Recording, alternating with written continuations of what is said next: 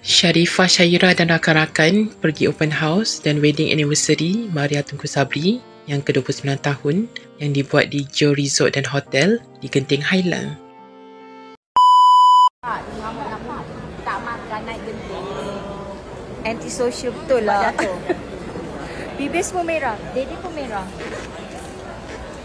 Ini kulit kuning. Kulit kuning. Sakit hati ke? Anak dia lah. Menelan cinta 29 tahun melakar cerita. Dan hari ini kita berkumpul bukan sekadar meraihkan tetapi menyaksikan satu perjalanan cinta yang cukup luar biasa. Terima kasih senang. Mana dia?